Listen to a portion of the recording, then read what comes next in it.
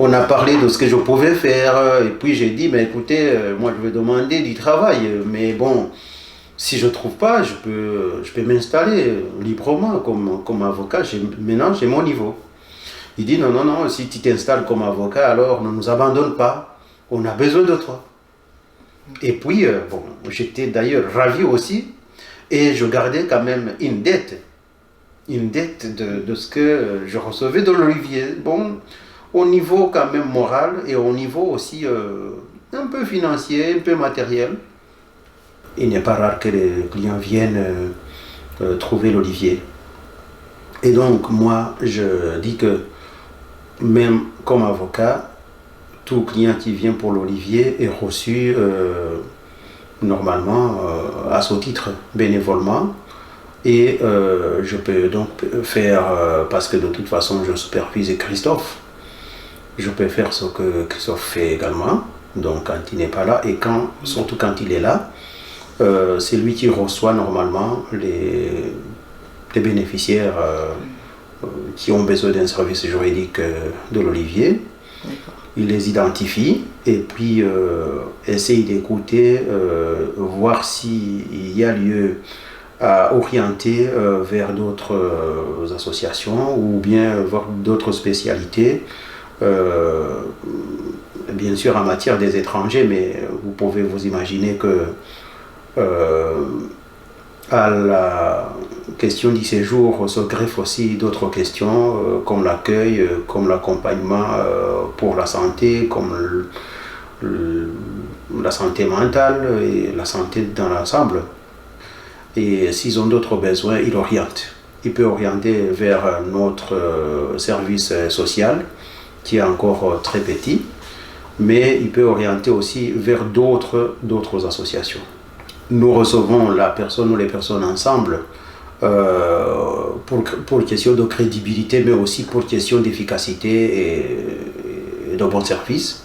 Ou bien Christophe peut décider qu'il y a matière à avocat et il n'y a pas d'avocat dans le dossier, auquel cas il me demande si je peux m'en occuper, et à ce moment-là le dossier se déplace vers le cabinet et la personne vient vers le cabinet, par exemple pour une demande de régularisation, par exemple pour une demande d'asile, par exemple pour constituer un dossier de regroupement familial ou de mariage ou cohabitation légale. Parce que souvent ils ont besoin d'informations de base avant d'entamer n'importe quelle procédure. Changer, jamais oublier cette année, les années que j'ai passées avec eux, dans notre famille d'Olivier. Mettre en valeur. Et pas écraser parce que tu es étranger.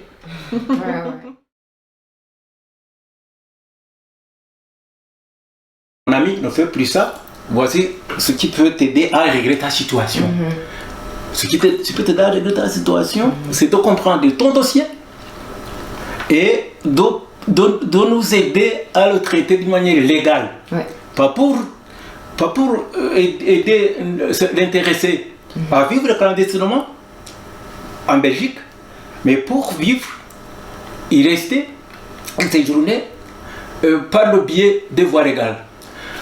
En cela, on déduit que nous, l'Olivier, nous aidons donc ces étrangers, mais nous aidons aussi le pouvoir public.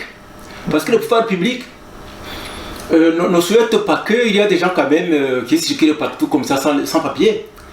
Donc l'État en profite en quelque sorte parce que en enregistrant des cas comme ça et en faisant sortir les gens de la clandestinité, l'État peut, disons, adopter à bon escient tous les plans économiques, et parce que l'État connaît le nombre exact des personnes à aider, donc des nationaux et des allogènes, des étrangers. Et donc, c'est-à-dire que nous sommes un service, bien sûr, disons, humanitaire, mais en quelque sorte aussi, nous sommes un service public, parce que nous aidons les pouvoirs publics à gérer le dossier des étrangers. L'État devrait s'en occuper. Et si l'État ne s'en occupe pas, nous nous en occupons. Donc nous faisons quelque chose pour l'État. Nous sommes donc normalement en droit de réclamer des subventions. Mais nous ne le faisons pas. Pourquoi? Nous ne le faisons pas parce que nous voulons que nous avons dans notre mission le souhait d'aider tout le monde sans distinction. Alors que certains pouvoirs publics, alors que certaines associations qui sont financées, qui sont subventionnées, là, ces associations-là accueillent des gens qui sont autorisés au séjour, alors que nous accueillons tout le monde.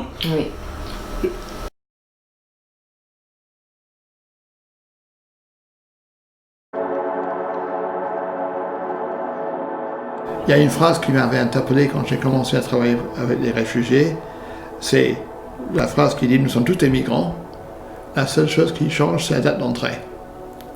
Et c'est vrai que face à la montée du nationalisme, du racisme que l'on voit un peu dans tous les pays maintenant, le besoin n'a jamais été plus aigu d'essayer d'avoir un contre-discours, un discours qui dit « Écoutez, nous sommes tous des frères et des sœurs, demain ça peut être moi qui serai sur les routes de l'exil.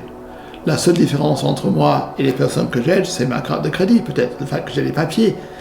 Ce n'est rien d'intrinsèque. Il y a une expression en anglais qui dit « There but for the grace of God go I ». C'est intraduisible en fait. C'est dire « ça pourrait être moi demain ». Ou c'est comme le célèbre dicton qui dit c'était à l'époque nazie, dans les années 30 en Allemagne. Ils sont venus chercher les gays et je n'ai rien fait. Ils sont venus chercher les noirs et je n'ai rien fait. Ils sont venus chercher les gitans et je n'ai rien fait. Et maintenant ils viennent me chercher, il n'y a personne là pour m'aider. Donc c'est un peu cela. Il y a également une autre petite chose que je dirais, peut-être pour conclure. C'est, je ne sais pas si vous connaissez, si les gens qui écoutent ceci connaissent, mais c'est un récit d'une plage. C'est une plage le lendemain d'un grand orage, une grande tempête. Et un homme qui promène son chien. Et il se promène sur le sable et il voit la mer qui est encore assez agitée.